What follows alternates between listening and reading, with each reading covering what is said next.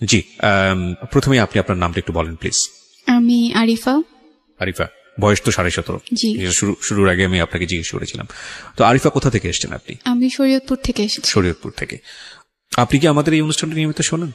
হ্যাঁ, আমি ক্লাস 8 থেকে এফএম শোনা স্টার্ট করি, আর জীবন গল্প একদম শুরু থেকেই শুনি। কোন ধরনের চেঞ্জ এসছে মানে লাইফে?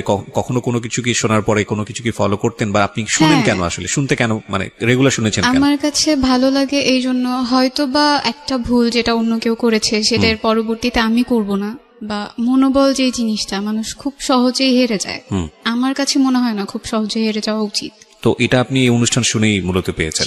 Thank you so much. আমরা শুরু করতে চাই, আর আমি পুরো গল্প বলতে গিয়ে কখনো কখনো তুমি বলে ফেলবো, because you are much younger than me. So start একেবারে যেখান থেকে বলতে ইচ্ছে করে। আমার জন্ম হয়েছিল ঢাকাতে। মা বাবা আমি আর ভাইয়া একসাথেই থাকতাম। আমি ছোটবেলা থেকে জেনে এসেছি আমার দাদা বাড়ি নানা বাড়ি দুটোই শরীয়তপুরে। জি। বেসিক্যালি দাদা বাড়ি ছিল পুরান ঢাকাতে। তো দাদার সাথে বাবার সম্পর্ক খারাপ থাকার কারণে কখনোই দাদা বাড়িতে যেয়ে ওঠা হয়নি। মানে জীবনে কখনোই যাওয়া হয়নি সেখানে? কখনোই না। আচ্ছা, মানে এই সম্পর্কটা খারাপের পেছনের কারণটা কি ছিল? পেছনের কারণ আমি বড় হওয়ার পরে যেটা জেনেছি যে আমার দাদা আরেকটা বিয়ে করেছিলেন, যেটা আমার বাবার পছন্দ ছিল না। আচ্ছা। সেই জন্য সে চলে এসেছিল। আর আরেকটা রিজন হচ্ছে দাদার কাছ থেকে আমার চাচারা যারা ছিলেন তারা জোর করে সব সম্পত্তি লিখে নিয়েছেন। ওকে। এই জন্য বাবা ওখানে আর যায়নি। আচ্ছা, তো এরপরে জানি মানে যাইনি। হ্যাঁ। ওকে, ঠিক আছে। হ্যাঁ, বলেন। তারপর? বেড়ে ওঠা ভালোই চলছিল। আমি ছোটবেলা থেকে ছবি আঁকতে খুব পছন্দ করতাম। মানে আপনি কি প্রথম সন্তান নাকি? না, ভাইয়া প্রথম সন্তান। মানে আপনারা এক ভাই এক বোন? হ্যাঁ হ্যাঁ। ভাইয়া যখন স্কুলে বাবা কি করতো? আমার বাবা গাড়ি চালাতো। বাবা ট্যাক্সি ক্যাব ছিল, সিএনজিও ছিল, একটা বাবা চালাতো নিজের। চলছিল সবকিছু ভালোই। আমি ভাইয়ার সাথে স্কুলে যেতাম। আমার পড়াশোনা খুব ভালো ছিল বলে আমাকে প্লেতে না ভর্তি করে নার্সারিতে ভর্তি করা হয়। আচ্ছা। তো টিচার আমাকে ভর্তি করতে চায়নি, বললো যে এত ছোট বাচ্চা পারবে না।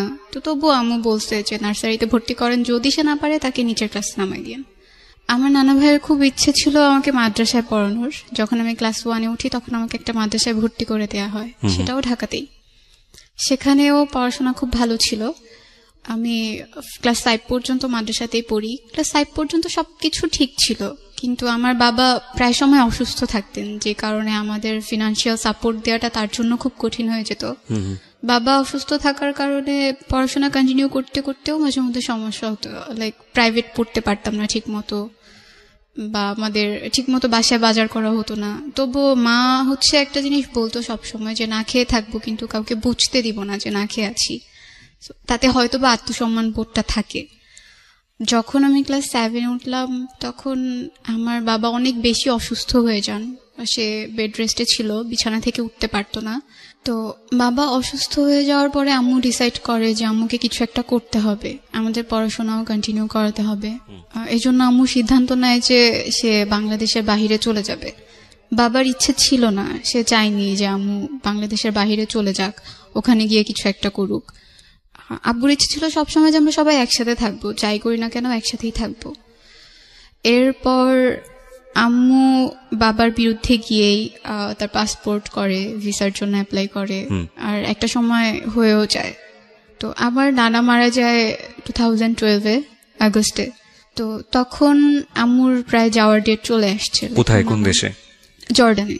জর্ডানে? হ্যাঁ। তখন তুমি ক্লাস 7-এ পড়ো? হ্যাঁ, আমি তখন ক্লাস 7-এ পড়ি। 2012-এর সেপ্টেম্বরের 17 তারিখে আম্মু বাংলাদেশ থেকে চলে যায়। এটা তোমার বাবার একেবারে অনুমতি? কোনো ইচ্ছে ছিল না। কি পেশায় যায় উনি তখন? Home servant. Home servant. কত সালের কথা বলছো? 2012। এই বিষয়গুলো একটু খেয়াল রাখবেন। হ্যাঁ।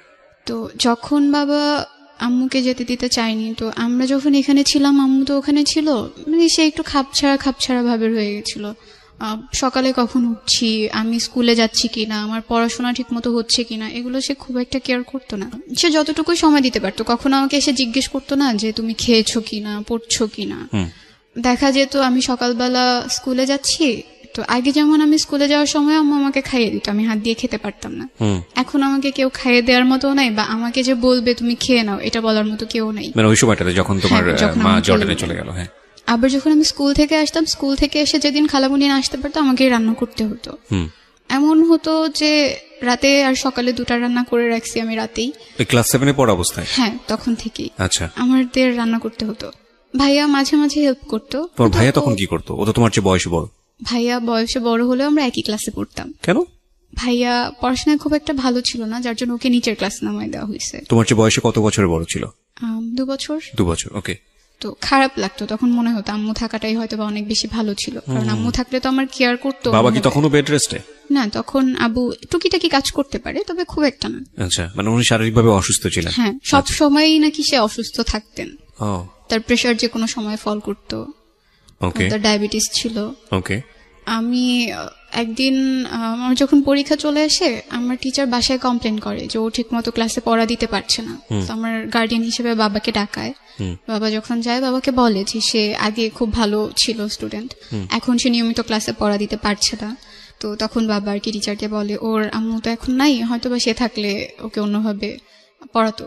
তখন টিচার আমাকে একটু ভালোভাবে পড়ানো, মানে বোঝানোর চেষ্টা করে যে না, তুমি পড়ো, যেভাবে পারো পড়ো, ক্লাসের পড়াটা অন্তত ক্লাসে কভার করে ফেলো, যাতে তোমার পরীক্ষায় খারাপ রেজাল্ট না হয়। জি। আমার নানু এসে কয়েকদিন ছিল আমাদের সাথে, আমাদের টেক কেয়ার করেছে আম্মু যাওয়ার পর। আমার যখন পরীক্ষা চলে আসে, তখন তো আমার পক্ষে রান্না করা পসিবল ছিল না। তো আমার খালামুনিকে নিয়ে আসে গ্রাম থেকে। আমার ছোট খালামুনি তখনও বিয়ে হয়নি, সে আমাদের বাসায় এসে স্টে করে, সে পড়াশোনা করতো না। তো রান্না টান্না করতো, আমার সাথে স্কুলে যেত, আমাকে পরীক্ষা দিয়ে আবার নিয়ে আসতো। কোচিং এ যেতাম, তখনও সে আমাকে দিয়ে আসতো। আমাদের তখন একটা রুমের বাসা ছিল আম্মু চলে যাওয়ার পরে। মানে তোমরা সবাই মিলে একটা রুমেই থাকতে? হ্যাঁ, একটা রুমের বাসা ছিল তখন, যেহেতু আম্মু চলে গেছে এখন 2 রুমের দরকার হয় না। ওকে। যখন খালামুনি আসছে, তখন আমার খুব আনইজি ফিল হতো, একটা বেড কিভাবে শেয়ার করবো আমরা সবাই। তো আমি আর খালামুনি নিচে ঘুমাতাম, ভাই আর আব্বু উপরে থাকতো। তো আমার পরীক্ষা শেষ হওয়ার পরে বাবাই ডিসাইড করে যে এভাবে তো আসলে হচ্ছে না, ওদের পড়াশোনায়ও ক্ষতি হচ্ছে। তো আম্মু, বাবা, নানু সবাই মিলে সিদ্ধান্ত নেয় যে আমরা নানু বাড়িতে চলে যাব, ওখানেই থাকবো, ওখানেই পড়বো। তখন তোমরা ঢাকাতে? হ্যাঁ, তখন আমরা ঢাকাতে। 2013-এ আমি ভাইয়া দুজনে গ্রামে চলে যাই নানুর বাসায়। তো সেখানে স্কুলে ভর্তি হই। যাওয়ার পরেই না, নানুর বাড়ি কোথায় ছিল? নানুর বাড়িটা শরীয়তপুরে ছিল। শরীয়তপুরে, ওকে। তো শরীয়তপুরে যাওয়ার পরে ওখানকার একটা স্কুলে ভর্তি হই। স্কুলে অনেক পরিচিত মানুষ ছিল, আশেপাশের যত কাজিনরা ছিল ওরাও পড়তো। তো ওখানে যাওয়ার পরে একটা একটা করে সবাই ছড়াতে থাকে, ওর মা তো বিদেশে থাকে। আমি এই ব্যাপারগুলো সবসময় হাইড করে আসতাম, না আমি কাউকে বলবো না যে আমার মা বাইরে থাকে। আমি কেন তোমার এই পারসেপশনটা কেন? না, আমার কাছে খারাপ লাগতো বলতে যে আমার মা আমার সাথে থাকেন না, সে বাইরে থাকেন। আমার কাছে খারাপ, মানে তোমার মা বিদেশে থাকেন, এই বিদেশে থাকা ব্যাপারটা খারাপ লাগতো, নাকি তোমার মা তোমার সঙ্গে থাকে না এটা খারাপ লাগতো? আমার সাথে থাকে না, এটাই আমার কাছে বেশি খারাপ লাগতো। আর বিদেশে যে থাকে না এটা বলতে খারাপ লাগতো, কারণ বললে ভাববে কি যে ও কি যেন হয়েছে, এই জন্য মেবি বিদেশে থাকে। এটা তুমি জানলে কিভাবে? মানে এটা তুমি, তোমার তো বয়স অনেক অল্প, ক্লাস 7 এ পড়ো। আমি যখন নানু বাড়িতে গেলাম, তো যাওয়ার পরে বলতো আশেপাশের মানুষ, হ্যাঁ ওর মা বিদেশে থাকে, এই মেয়ে তো মানুষ হবে না, এই ছেলে তো মানুষ হবে না। তো আমার মনে হতো আমি যদি আমার কোনো ফ্রেন্ডের কাছে গিয়েও এই ব্যাপারটা শেয়ার করি, সবাই হয়তো এটাই বলবে, না ও তো একটু অন্যরকম, ওর মা তো থাকে না কাছে, ওকে কে কিভাবে কিছু শিখাবে। ওকে, তো তার মানে তুমি সারাউন্ডিং থেকে মোটামুটি বুঝতে পারছো যে তোমাদের এই বিষয়টাকে পরিবেশ ভালোভাবে দেখছে না। আচ্ছা, তো তারপর থেকেই তোমার কাছে বিষয়টা আনইজি লাগতো। হ্যাঁ, তোমার মাকে টাকা পয়সা পাঠাতো তখন? হ্যাঁ, পাঠাতো, প্রতি মাসে টাকা পয়সা। আমার স্যালারি তখন খুবই কম ছিল, জাস্ট কোনো রকম চলে যেত আমাদের। আচ্ছা, ঠিক আছে, হ্যাঁ বলো। তারপর আমরা যে নানু বাড়িতে থাকছি, এই ব্যাপারগুলো আমার মামা মামি এরা সবাই একটু অপছন্দ করতো। তারা চাইতো না আমরা এখানে থাকি, বারবার বলতো ঢাকাতে থাকলে কি সমস্যা হতো, এখানে কেন থাকছে। যেটা হতো যে নানু 1 মাসের জন্য ঢাকায় চলে আসছিল, তখন বাসায় আমি, ছোট খালামুনি, আব্বু, ভাইয়া 4 জন ছিলাম। একদিন যখন আমি আসলাম স্কুল থেকে, তখন এসে আমি দেখলাম যে আমার বাবা আর আমার খালামুনি আমাকে দেখে দুজন আলাদা হয়ে যায়। তো ব্যাপারটা দেখে আমার কাছে খুব আনইজি ফিল হয় যে কেন তারা এইভাবে কেন থাকবে। এই ব্যাপারগুলো আমি সহ আমার ভাইয়াও বেশ কয়েকবার নোটিস করে। তো ওর কাছে মেবি বিষয়গুলো খারাপ লাগছে। কোন ক্লাসে পড়ো তখন তুমি? আমি তখন ক্লাস 8 এ পড়ি, 2013-এ। তো এই বিষয়গুলো যে খারাপ লাগতো, এগুলো কি মানে কারোর সাথে তোমরা আলোচনা করতে যে এটা নিয়ে বাবাকে কিছু বলা উচিত, বা বাবাকে সরাসরি কিছু বলা উচিত? না, আমি বাবাকে যথেষ্ট ভয় পেতাম, বলতে পারতাম। তোমার ভাইয়ার সাথে তোমার সম্পর্ক কেমন ছিল? তখন পর্যন্ত ভালো ছিল। তোমরা দুজন মিলে কি ডিসকাস করতে যে এই বিষয়টা আমাদের ভালো লাগছে না, সুতরাং একটু বলা উচিত? আমি দেখলে আমি কখনো ওর কাছে বলতাম না। ওকে, আর ও দেখলে আমাকে কখনো বলতো না, এগুলো আসলে পরে জানা হয়েছে যে না ও এগুলো নোটিস করছে। ঠিক আছে, বুঝতে পারছি, দুজনেই সেপারেটলি আলাদা আলাদা ভাবে বিষয়গুলো নোটিস করছো। হ্যাঁ, তোমার মায়ের সাথে তোমাদের সম্পর্ক কথা হতো ওই সময়টাতে, রেগুলার ফোনে কথা হতো? তোমার আম্মুকে বলতে বিষয়গুলো যে আম্মু এরকম তখন পর্যন্ত আম্মুকে কিছু বলিনি। তো তোমাদের তো বলতে কেউ না করেনি, তোমরা বলনি কেন? ভয় লাগতো হয়তো বা এটা নিয়ে কোনো একটা ঝামেলা তৈরি হবে। ওকে। ভাইয়া রাগ করে বাসা থেকে চলে যায়, 7 মাসের জন্য চলে যায়। কি নিয়ে রাগ করে? কি নিয়ে রাগ করে? এই ব্যাপারগুলো সে দেখতো, তার কাছে খুব খারাপ লাগতো। সে তো আমার চাইতে 2 বছরের বড়, একটু হলেও বুঝে আমার চাইতে। আচ্ছা। আমরা তাকে অনেক খুঁজেছি, পাইনি। না, তোমার ভাই যে 7 মাসের জন্য গেল, সে কি তার মার সঙ্গে যোগাযোগ করতো ওই সময়টাতে? না, কারোর সাথে যোগাযোগ করতো না সেই সময়টাতে। তো আম্মুকে যখন ভাইয়ার কথাটা বলা হয়, আম্মুকে প্রায় 1 মাসের মতো হাইড করা হয়। আম্মু যখন কল দিয়ে বলতো যে ভাইয়াকে দেওয়ার কথা, তো আমরা দিতে পারতাম না, কারণ ভাইয়া তো ছিল না। বলা হতো যে না এখানে গেছে ওখানে গেছে। তো আম্মুকে যখন বলা হলো যে ভাইয়া নাই, সে প্রচন্ড কান্না করে। তো বারবার জানতে চাচ্ছিল কেন সে চলে গেছে, কারণ কি ছিল। সে বারবার নানুকে প্রশ্ন করছিল যে কেন চলে গেল, আমি তো তাকে কোনো কিছুর অভাব দেইনি, তো কেন সে গেল। কারো কাছে আসলে কোনো রিজন ছিল না। আমি তখন পর্যন্ত আম্মুকে বলতে পারছিলাম না যে হয়তোবা এই ব্যাপারগুলো ওর কাছে খারাপ লাগছিল, এজন্য ও চলে গেছে।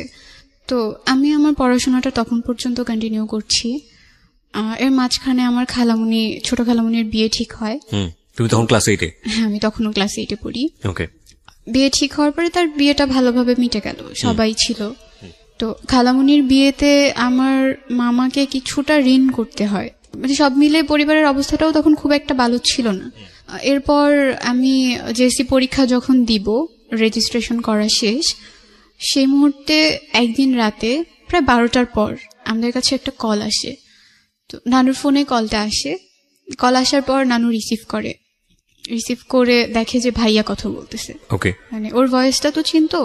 তো কথা বলার পর নানু হুট করে ভয় পেয়ে আমার কাছে কল দিয়ে দিছে যে এতদিন পরে সে কোত্থেকে কল দিল, কিভাবে আসলো। তো ভাইয়া আমার সাথে কথা বলতেছে, মানে তার বিহেভটা পুরো চেঞ্জ হয়ে গেছে। লাইক আগে সবাই ওকে খুব ভদ্র বলতো, আমি খুব বদমেজাজি ছিলাম, এজন্য আমাকে কেউ খুব একটা পছন্দ করতো না, বাট ভাইয়াকে সবাই অনেক বেশি ভালোবাসতো। তো এখন ওর সাথে যখন আমি ফোনে কথা বলছিলাম, আমার কাছে মনে হচ্ছে সবকিছু কেমন যেন চেঞ্জ, ওর কথাবার্তা, আচরণ। আর সে আমাকে তখন একটা কথা বলছিল যে আমি এখন সিগারেট খাচ্ছি, এই হ্যাবিটটা তার কখনোই ছিল না। এটা বলার পরে আমি ফোনটা কেটে দিছি ভয়ে, যে এটাকে আসলে আমার ভাই, সে তো আমার সাথে এই ধরনের কথা কখনো বলেনি। ভয় পেয়ে কেটে দেওয়ার পরে নানু আমাকে জিজ্ঞেস করলো কি হয়েছে। তো আমি বললাম যে ও আমাকে বলতেছে ও সিগারেট খাচ্ছে। এটা বলার পরে সে আবার কল দেয়, কল দিয়ে কথা বলে। তো নানু তখন জিজ্ঞেস করে আব্বুর কাছে কল দিচ্ছে কিনা বা আম্মুর সাথে কথা হয়েছে কিনা। তো তখন ও বললো যে আম্মুর তো নাম্বার নাই আমার কাছে, বাট আব্বুর সাথে কথা হয়েছে, আব্বু বলছে যে কালকে আব্বুর ওখানে যেতে, আমি কালকে ওখানে যাব। তো ও আসলো, কয়েকদিন সে ঢাকাতে ছিল, আমার মেজো খালামুনির ওখানে ছিল। তারপর তাকে শরীয়তপুরে নিয়ে আসা হয়। তখনও সবকিছু ভালোই চলছে। আমার কিন্তু তোমরা জিজ্ঞেস করলে না তুমি কোথায় ছিলা এতদিন যাবত, কি কেন সিগারেট খেয়েছো, কি প্রবলেম, কি হচ্ছে? সে বলতো যে তার কাছে ভালো লাগেনি, তার পড়াশোনা ভালো লাগতো না, এই জন্য সে চলে গিয়েছিল। এক্সাক্ট রিজনটা সে তখন পর্যন্ত বলেনি কাউকে। ওকে। কারণ বাসায় আসার পরে সে জানে যে এখন পর্যন্ত সবকিছু ঠিকঠাক, ওই ব্যাপারগুলো এখন পর্যন্ত কেউ জানে না, এজন্য সেও বিষয়টা এড়িয়ে যায়। তো আবার যখন পরীক্ষা কাছে আসে, আমার মামারা সবাই একদিন বাড়িতে আসে। আসার পরে আমি শুনছি যে আমাকে দূরে রেখে তারা সবাই কিছু একটা নিয়ে ডিসকাস করছে, আমাকে ব্যাপারগুলো জানতে দিচ্ছে না। আমার পরীক্ষা যখন চলে আসছে তার 2 দিন আগে আমি ঘুমিয়ে পড়ছি। আমি তখন ছোট খালামুনির সাথেই ঘুমাই। আমি আর খালামুনি ঘুমানোর পরে রাত 2টা বাজে আমার ঘুম ভেঙে যায়। আমি প্রচুর এফএম শুনতাম, মিডনাইট পর্যন্ত এফএম শুনতাম। তো শুনতে শুনতে ঘুমায় পড়তাম। সেদিন এফএমটা শোনা হয়নি, মামারা সবাই বাসায় ছিল, এই জন্য 2টা বাজে যখন আমার ঘুম ভেঙে যায়, আমি তখন বাইরে খুব শাউট শুনতে পারি যে সবাই খুব চিল্লাচিল্লি করছে আর বলছিল আমার নাম নিয়ে যে ওকে তো এখানে রাখা যাবে না, ওকে এখানে রাখলে আমরা কেউ এই বাড়িতে আসবো না। আমার বড় মামিও বলছিল যে ও কেন এখানে থাকবে, এত কিছুর পরে আপনি ওকে এখানে রাখতে চান। এগুলো আমার নানুকে বলার পরে নানু জাস্ট বলছিল যে আমি ওকে ফেলতে পারবো না, আমি ওকে কোথায় রাখবো, ও কার কাছে গিয়ে থাকবে, আমি ওকে আমার সাথেই রাখবো। যখন আমি এই কথাগুলো শুনছিলাম আমার কাছে খুব খারাপ লাগছিল। আমি জানতে চাচ্ছিলাম যে কি এমন হয়েছে যার কারণে তারা আমাকে এই কথাগুলো বলতেছে যে আমাকে এখানে রাখবে না। পরীক্ষার আগের দিন রাতে আবার শুনতে পেলাম যে আমার বাবার সাথে আমার ছোট খালামুনির অ্যাফেয়ার ছিল। আমি যখন এই কথাগুলো শুনলাম আমার মনে হলো আমার মাথার উপর আকাশ ভেঙে পড়েছে। মানে এটা নিয়ে রাতের বেলা গন্ডগোল হচ্ছিল? হ্যাঁ, এটা নিয়ে গন্ডগোল হচ্ছিল। এটা তোমার খালামুনির বিয়ের পরে? হ্যাঁ, খালামুনির বিয়ের 3 থেকে 4 মাস পরেই আস্তে আস্তে জানতে পারলাম যে তোমার বাবা তখন কোথায় ওই সময়? বাবা তখন ঢাকাতে। আচ্ছা। সে তখন ঢাকাতেই ছিল, ঢাকাতেই থাকতো। তো যখন এগুলো হয়, এই কথাগুলো যখন হচ্ছিল, তখন খালামণি নানুর বাসায় ছিল, তার হাজবেন্ডের সাথে তার তখন ঝামেলা চলছিল। এই ব্যাপারগুলো নাকি আরো প্রায় 2 মাস আগে থেকে কথাবার্তা হচ্ছিল, কিন্তু এইভাবে না। তখন পর্যন্ত খুব একটা কেউ জানতো না।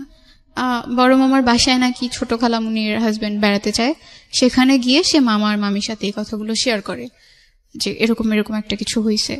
যখন আমাকে এগুলো বলা হয়, আমাকে একদম আমার নানু সামনাসামনি বলছিল যে তোর বাবাকে আমরা এত ভালো জানতাম, তোর বাবা এই কাজটা কিভাবে করলো। আমি তখন পড়ছিলাম, আমার পরীক্ষা পরের দিন। আমার কাছে প্রচন্ড খারাপ লাগছিল, আর আমি বিশ্বাস করতে পারছিলাম না যে আমার বাবা এমন কিছু একটা করতে পারে।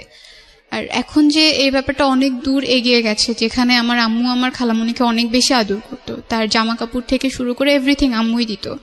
আমার পরীক্ষার আগের দিন পর্যন্ত তো এগুলো ঠিক আছে, আম্মুর সাথে আমার তখন পর্যন্ত কথা হয়নি। আমি যে আম্মুকে ফোন দিয়ে বলবো যে মা এগুলো তো ঘটছে, তুমি কি কিছু জানো কিনা, সেই সুযোগটাও আমি পাইনি। পরের দিন আমার পরীক্ষা, আমার প্রথম পরীক্ষার দিন মা বাবার কাছে তো সবাই দোয়া চায়, যদি দূরে থাকে তাও দোয়া চায়। আম্মুর সাথে কথা বলতে পারিনি, কিন্তু আব্বুকে আমি কল দিলাম।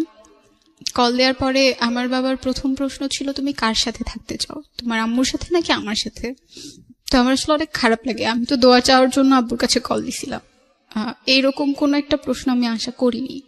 আমি তখন কিছু বলিনি, কলটা কেটে দিছি। কেটে দেওয়ার পরে পরীক্ষা দিতে গেলাম। এক্সাম হলে গিয়ে আমি লিখতে পারছি না, মানে আমার বারবার মনে হচ্ছে এসব কি হচ্ছে আমার চারপাশটায়। সবকিছু তো খুব ভালো ছিল, গোছানো ছিল, এগুলো কেন হচ্ছে? আমার বাংলা পরীক্ষাটা খুব খারাপ হয়। তো পরীক্ষা যখন দিয়ে আসছিলাম, আমি তো খুব কান্না করছিলাম। আমার 2টা খুব ক্লোজ ফ্রেন্ড ছিল স্কুলে, তো ওরা আমাকে জিজ্ঞেস করে কি হয়েছে, কান্না কেন করতেছি, সবকিছু তো ঠিক ছিল, হঠাৎ করে কি হলো? তো আমি তখন শুধু এইটুকু বলছিলাম যে আমার মামারা চায় না আমি আর নানু বাড়িতে থাকি, কিন্তু আমি এখান থেকে গিয়ে কোথায় থাকবো, আমার তো কারোর সাথে থাকার মতো জায়গা নেই।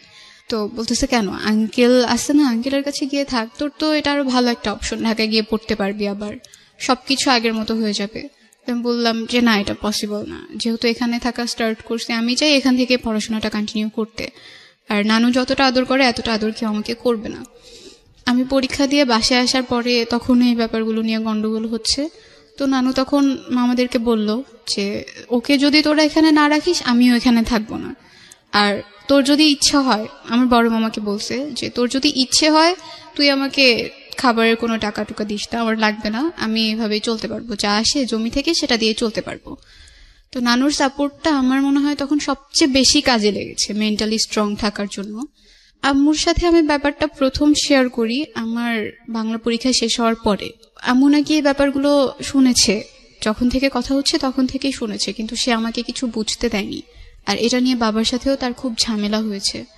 যেটা হতো যে এই ব্যাপারের পরে বাবা আমাকে ফোন দিত না, আমি বাবার সাথে কথা না বলে থাকতে পারতাম না। আমি নিজের থেকেই তাকে দিনে 4 থেকে 5 বার কল দিতাম, কিন্তু সে রেসপন্স করতো না। কল রিসিভ করলেও বলতো যে আমি এখন ব্যস্ত আছি, পরে কথা বলি। এরপর আমি ক্লাস 9-এ ভর্তি হলাম, জেএসসি রেজাল্ট পাবলিশড হলো। রেজাল্ট খুব একটা ভালো হয়নি, তবুও আম্মু কোনো রকম খুশি ছিল। আর তখন থেকে আসলে স্টার্ট হয় আমার উপর সবার যে একটা প্রেশার। আমি কারো বাসায় গেলেই প্রথম প্রশ্ন হতো, তুই কিছু জানতি না, তুই কি কিছু দেখিস নাই, এগুলা যে ঘটছে একদিনেই ঘটে গেল, তোর কি কখনো চোখে পড়ে নাই? তখন কিছু বলার ছিল না আমার, আমি ওখান থেকে চলে আসতাম। এরপর থেকে আশেপাশের মানুষগুলোর সাথে আমি কথা বলা খুব কমিয়ে দিই, কারো বাসায় যেতাম না, সবাইকে অ্যাভয়েড করা স্টার্ট করে দিই যে না, আমি আমার মতো করে থাকবো, কাউকে লাগবে না। যখন ক্লাস 9-এ ভর্তি হলাম, ক্লাসে পারফরমেন্স ভালো থাকার কারণে টিচাররা আমাকে খুব আদর করতো, সবাই চিনতো। একদিন তখন ফেব্রুয়ারি ছিল, আমি করিডোরে দাঁড়ানো ছিলাম স্কুলে, আমার একটা ফ্রেন্ড আমার সাথে ছিল। তো আমাদের স্কুলে কলেজও আছে।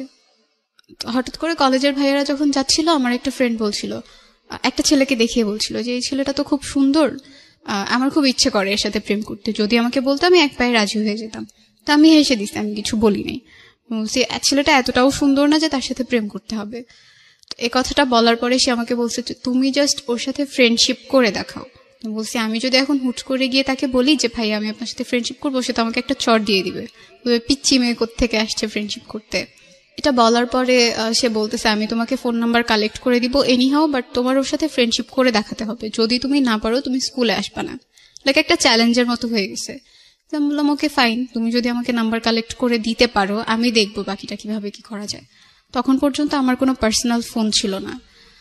তো প্রায় 1 মাস পরে সে আমাকে একদিন মেসেজে একটা নাম্বার দিল, আর তার নামটা আমি এখানে বলতে চাচ্ছি না। তো নামটাও সাথে লিখে দিছিল যে এটা ওর নাম্বার। তো আমি ওকে জিজ্ঞেস করলাম কিভাবে কালেক্ট করছো, বললো যে আমার একটা ফ্রেন্ড আছে তার কাছ থেকে কালেক্ট করে দিছি। কোন ক্লাসে পড়ো তখন তুমি? তখন আমি ক্লাস 9 এ। ক্লাস 9 এ পড়ো। তোমার ভাই কি তোমার সঙ্গে থাকে? না, ভাইয়া তখন ঢাকাতে থাকতো, ঢাকাতে আব্বুর সাথে, বাবার সঙ্গে থাকতো। হ্যাঁ। তুমি থাকতো তোমার নানুর সঙ্গে। হ্যাঁ। আচ্ছা। তো আমি সেদিন রাতেই একটা মেসেজ দিই, মেসেজ দেওয়ার পরে হ্যাঁ ছেলেটাকে মেসেজ দিই। ছেলেটা কি তোমাদের স্কুলের কলেজ সেকশনে পড়তো? হ্যাঁ হ্যাঁ। ওকে। সে তখন ইন্টারমিডিয়েট ফার্স্ট ইয়ারে পড়তো। তুমি তখন ক্লাস 9 এ? হ্যাঁ। তো মেসেজ দেওয়ার পরে সে রিপ্লাই দেয়, সাথে সাথে রিপ্লাই দেয়, জিজ্ঞেস করে কে। তো আমি আমার পরিচয়টা গোপন রেখেই তার সাথে কথা বলছিলাম। জি। আমি যখন তাকে মেসেজ দিছি তখন আমি আমার ফ্রেন্ডকে বললাম যে আমি তো তাকে মেসেজ দিছি, সে রিপ্লাই দিছে। তার আগে তুমি আমাকে একটু বলো, সেটা হচ্ছে যে আমরা এখান থেকে আবার শুনবো তোমার কাছে, কিন্তু এটা নিয়ে তোমার বাবার সঙ্গে তোমার যোগাযোগ হতো, তোমার বাবা বিষয়টাকে ডিনাই করতো, মানে তোমার সঙ্গে কথা বলতে চাইতো না। বিষয়টা এরকম ছিল যে বাবা তোমাকে যে প্রশ্নটা করেছিল যে তুমি কার সঙ্গে থাকবা, বাবার সঙ্গে থাকবা নাকি ওখানে থাকবা, সেটার সিদ্ধান্ত আসলে এসে পায়নি, বা তুমি বাবার সঙ্গে থাকছো না এই কারণে বাবা তোমার উপর রাগ করেছিল, বিষয়টা কিরকম? না, বিষয়টা এমন না, বাবা আসলে চাইতোই না, সে আমাদেরকে দূরে সরাতে চাচ্ছিল আস্তে আস্তে, সে চাচ্ছিল তার মতো করে আলাদা থাকতে। আচ্ছা। আর আম্মুও চাইতো না যে আমি বাবার সাথে কথা বলি বা বাবার সাথে সম্পর্ক রাখি।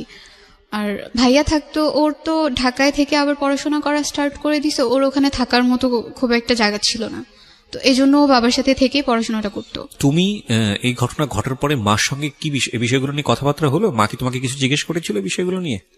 আম্মু আমাকে কিছু জিজ্ঞেস করেনি। আমি যখন পরীক্ষা দিয়ে আসার পর আম্মুর সাথে কথা বললাম, আমার খুব মন খারাপ ছিল, পরীক্ষা তো ভালো হয়নি, তার উপর বাসায় এত কথা হচ্ছে। তো আম্মুকে আমি বললাম যে মা আমার পরীক্ষা ভালো হয়নি। জিজ্ঞেস করলো কেন, আমি বললাম বাসায় এরকম এরকম কথা হচ্ছে, তারা আমাকে এখানে রাখতে চাচ্ছে না, কারণটাও বললাম। তো বলতেছে আচ্ছা ঠিক আছে, তুমি কয়েকদিন থাকো, পরীক্ষাটা দাও, তারপর দেখা যাবে কি হয়। তো ওই ছেলেটাকে আমি যখন মেসেজ দিই তখন আমি আমার ফ্রেন্ডকে সাথে সাথে ইনফর্ম করলাম যে আমি তোকে মেসেজ দিছি। আমার ফ্রেন্ড যার কাছ থেকে ফোন নাম্বারটা এনে দিছে তাকে সাথে সাথে বলে দিছে যে তাকে তো মেসেজ দিছে, সে তো রিপ্লাই দিছে। এটা বলার পরে সেই ছেলেটা আবার এই ছেলেটাকে নক করে মেসেজে যে তুমি কার সাথে কথা বলতেছো মেসেজে, আমি কিন্তু জানি। তো তখন আর কি তাকে জিজ্ঞেস করে নাম বলো, কার সাথে কথা বলতেছি, কে আমাকে মেসেজ করছে, তার অ্যাড্রেস দাও। তো আমি একটা মিথ্যা অ্যাড্রেস দিয়ে তো পরিচয়টা স্টার্ট করি, সে সেই অ্যাড্রেসটাই বলে, সেও জানতো না আসলে আমি কে। তো আমার হচ্ছে জাস্ট ফ্রেন্ডশিপ করাটা একটা ইস্যু ছিল, আর কিছু ছিল না। আমি ফ্রেন্ডশিপ করার পর তার সাথে কথা বলা বন্ধ করে দিব, এরকম কিছু একটা প্ল্যান ছিল। তোমাদের যে ফ্রেন্ডশিপের জায়গা থেকে আমি আবারও ফিরি, কিন্তু তার আগে আমাকে একটু বলো, তোমাদের বাবার সাথে মার যে দূরত্ব বা সেপারেট হয়ে যাওয়ার যে ব্যাপারটা, সেখানে যেই ব্যক্তিটি মানে তোমার আন্টি, তো সেখানে ওনার যে 3 মাস পরে যে প্রবলেমটা হলো বিয়ের পরে, ওনার অবস্থা কি দাঁড়ালো ওই ঘটনার পরে? উনি তখন নানুর বাসাতেই থাকতো, আমাদের সাথেই থাকতো, কিন্তু আমি খালামুনির সাথে কথা বলতাম না। কথা বলতে না তুমি? উনি ওই বাসাতে থাকতো কেন? ওনার শ্বশুর বাড়ি কি সমস্যা হচ্ছিল ওখানে? তো তখন ডিভোর্স হয়ে গেছে। ও ডিভোর্স হয়ে যায় তখন এই ঘটনার প্রেক্ষাপটে? ডিভোর্স হয়ে যায়। তো সে মেসেজ করতো, দেন আমি তাকে বললাম যে আমি তার সাথে ফ্রেন্ডশিপ করতে চাই। এটা করার পরে বললো ওকে ফাইন, প্রবলেম নাই। তো আমি যখন স্কুলে যেতাম, দেখা যাচ্ছে আগে তো তাকে আমরা ওভাবে কোনো কিছু বলতাম না, এখন যখন ফ্রেন্ডরা একসাথে হচ্ছি, কিছু একটা বলছি বা তাকে দেখে হাসছি, এই ব্যাপারগুলো সে বুঝতে পারতো। আর তখন সে ধরে নিছে যে হ্যাঁ এই সার্কেলটার মধ্যে থেকে কেউ একজন হচ্ছে আমি। তো একদিন আমি বিকেলে গিয়ে তাকে কল দিলাম, তখন মাত্র 1 সপ্তাহের মতো তার সাথে আমার কথা হয়েছে। কল দেওয়ার পরে সে বলতেছে আমি তো আপনাকে চিনি। বললাম বলেন আমি কে? বলছে না আমি আপনাকে চিনি, কালকে স্কুলে যান তখন বলবো যে আপনি কে। আমরা যখন স্কুলে গেলাম, যেটা হতো যে ক্লাস শুরু হওয়ার আগ পর্যন্ত রুমের সামনে দাঁড়িয়ে দাঁড়িয়ে গল্প করতাম, আর আমাদের ক্লাসের সামনে দিয়ে তাদের ক্লাসে তাদের যেতে হতো। সে যখন ওখান দিয়ে যাচ্ছিল হঠাৎ করে আমাদের দিকে খুব রাগী একটা ভঙ্গিতে তাকালো, মানে সে বুঝালো যে হ্যাঁ সে আমাকে চিনে। তা আমরা কিছু বলিনি, সবাই একরকম করেই হাসছি। এরপর আবার বাসায় আসলাম, দেন আমি তাকে বললাম আপনি তো আমাকে খুঁজে বের করতে পারলেন না। তো এটা বলার পরে সে বলতেছে আচ্ছা ঠিক আছে, আমি তো খুঁজে বের করতে পারিনি, আমি ব্যর্থ, আপনি একটা কাজ করবেন, কালকে যখন স্কুলে যাবেন স্কুলের মেইন গেটের সামনে ব্লু বল পেন হাতে দাঁড়ায় থাকবেন। তো স্কুলে যাওয়ার পরে আমি আমার ফ্রেন্ডদের সাথে ব্যাপারটা শেয়ার করি। তো হুট করে আমার একটা ফ্রেন্ড বলে ওঠে আমরা সবাই ব্লু বল পেন হাতে দাঁড়ায় থাকবো, সো দেখবো সে কিভাবে খুঁজে বের করতে পারে। স্কুল গেটে গেলাম, সেখানে সবাই একটা করে ব্লু বল পেন হাতে দাঁড়ায় আছি। তো সে আর তার সাথে তার একটা ফ্রেন্ড ছিল, দুজন এসে মানে হতভম্ব হয়ে যায়, সবার হাতে ব্লু বল পেন, কোনটা আসলে ওই মেয়েটা। তো এটা ভেবে তারা আর কি চলে যায়, একটু লজ্জাও পায় যে আসলে খুঁজে বের করতে পারেনি। তো চলে যাওয়ার পরে বাসায় গিয়ে সে আমাকে জিজ্ঞেস করে যে আপনি এবার আপনার পরিচয়টা দিতে পারেন। তো আমি আমার নাম বললাম, আমার ডাকনাম হচ্ছে মিম, বাসা আমাকে সবাই মিম ডাকে।